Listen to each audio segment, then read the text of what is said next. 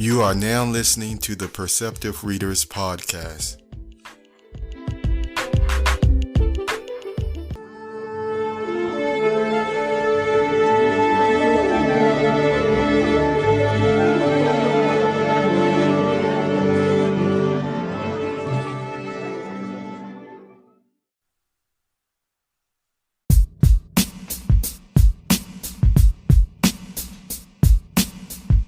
Spaceship Poeartistry Moment.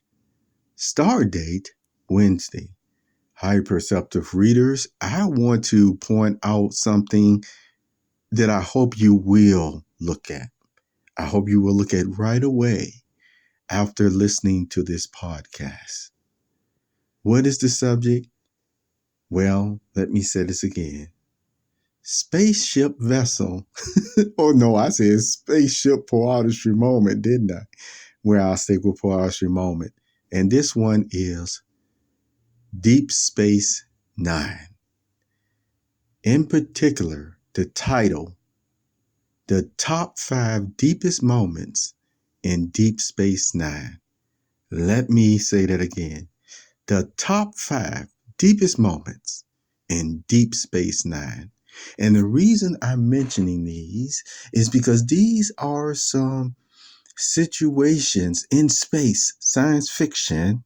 You see Captain Sisko, and there's something Avery Brooks. Does he play the captain? I'll have to look it up because, it's been a long time when you just get all the Star Trek characters and you start saying Captain Kirk, Captain Picard, and then, and Captain Sisko, and, you just start Janeway. You kind of forget their names sometimes. So it may be Avery Brooks, his name for the captain. But here's the point. The top 5 deepest moments in Deep Space Nine. The way they spelled it, though, is by the YouTuber. His name is Red on Yellow 2. Red on Yellow 2. Now that's interesting. We'll see about that. But anyway, here's the point. The top 5 deepest moments in Deep Space Nine. They have clips from these episodes where some of the most intriguing political, even espionage, was acted out. Fine writing. Gene Roddenberry is the original creator of Star Trek. May his soul rest in the ground in peace, which it most likely is.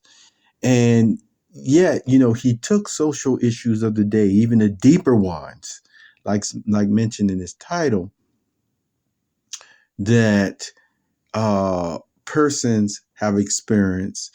And one of the situations in this happened to do with Sisko, where he was traveling, back in time, if you will, in a situation, he did a lot of jumps like that because he was like an emissary for what they call the wormhole aliens, which are also viewed as the gods for the Bajoran people. But here's the point. He was in one of these situations of traveling, with his mind. I can't remember whether it was an accident or not that happened. It's been a while. And yet he kept having these flashes, and he would write these stories, about his life that was on Deep Space Nine and things of that nature. And the thing about it is, eventually, it came down to that his work wouldn't be published.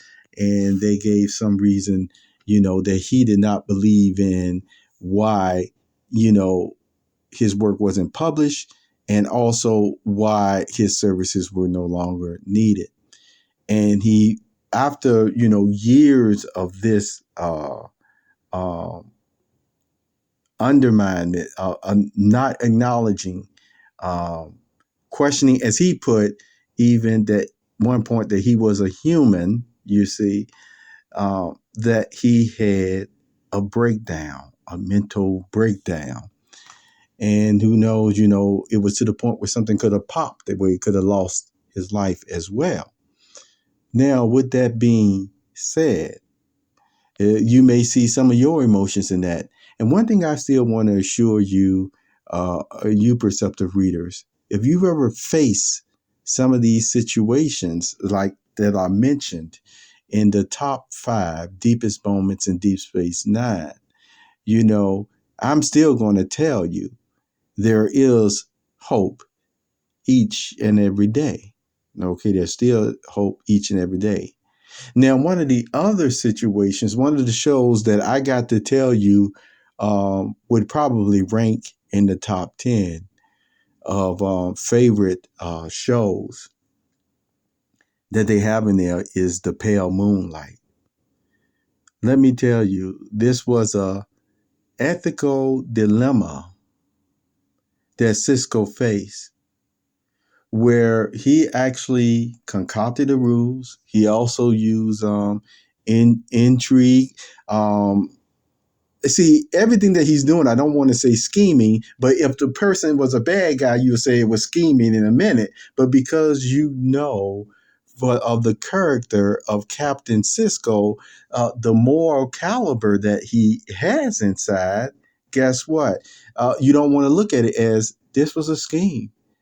This was a rules. This was a setup, you see, to bring in allies that they didn't have before to be able to win a war that they were losing. So he actually enlisted the services. See, I remember this episode of Garak. Garak was a man who had a lot of connections, okay, and how to get the job done to get people who were otherwise living in peace, you see, to come over to the Federation side. And he put it in place. And it worked.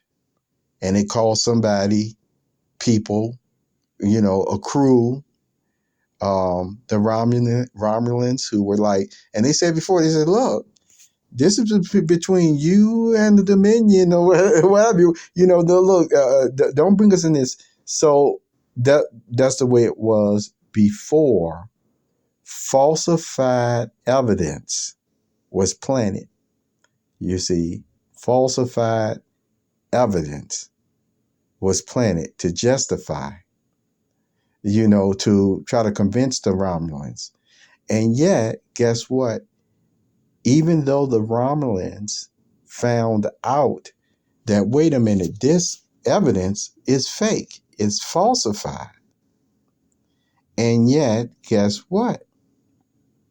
When they were going back to their domain, their empire, there was an explosion on the ship that killed everybody. And there was enough evidence that was there that, when they used their scans and stuff like that, they might have saw some glitches, but they could easily place it on, well, that was just a glitch because of the system. That was, whatever they were using to scan the proof, you see. Yeah. And so with that being said, the Romulans end up thinking, yes, this probably was already a preemptive attack from the Jem'Hadar, you see, from that empire. And so then they decided to join the war with the Federation and the Klingons, you see, to fight against now the Dominion Empire. At the end of the episode, because Cisco was talking to himself, and he was recording it, he was saying,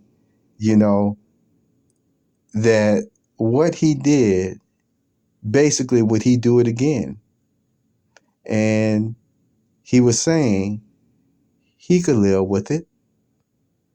He could live with it because he was willing to do whatever it needed to be done to get those other persons on his side, on the Federation side, in order to, have some allies to win the war. Because in his mind still, their cause was righteous, you see? And that's why, this was wartime. But, one thing that I'm still going to say, the difference between all other wars and when we do fight in a spiritual way on Jehovah's side, you see, on God's way of doing things, which he told even his own people the limits of what they can do even in defending the faith. Did you know that? And see, and that's why when you hear what Jesus said about how to treat your enemies, read those scriptures, read what he said, then you already know that even that outlook that Captain Cisco took, it goes to show you again, no Christian in good conscience could do the same thing, even against their enemy. Especially causing other persons to be slandered. James would say even murdered, because slander means the same thing. And in that case, it sometimes it remains to be seen if some of those Christians have even went that far, farther than slander. But that's for another time. But we know, according to the scriptures, those types of means are not used even to save the dignity, if you will, to save face, because the dignity certainly already lost in some individuals, you see. But all the same, the top 5 deepest moments in Deep Space Nine. I encourage you to look up that video.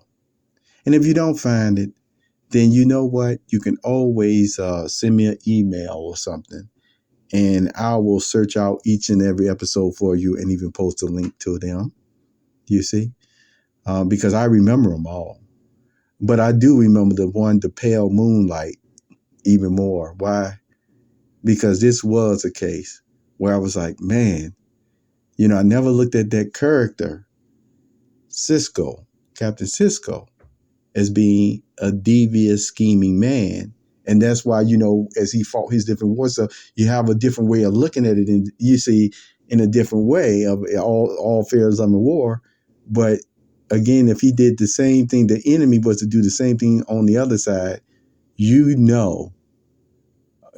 would have made you hate the enemy just that much more, because it's one of those things that's no honor at all. And I'm talking now in the spiritual sense. See, that's what faith is about. Still using all the stuff you've read about and learned from Jehovah God and relying on his spirit, that you will still do your best to do things his way and let him take care of the rest, you see. And that's why you hear me say again, when I talk about, it's one thing to have mistakes. It's another thing to straight up scheme out, concoct a ruse or a plan that can last days and years on end, continuing to ignore God's laws and principles, all because of wanting to make it seem like the end justify the means. And I'm here to tell you today, at least according to the Christian faith, even the end does not justify the means, you see, in these devious type situations. Thank you for being with me on this Space Poeartistry Moment Wednesday. Have a wonderful day.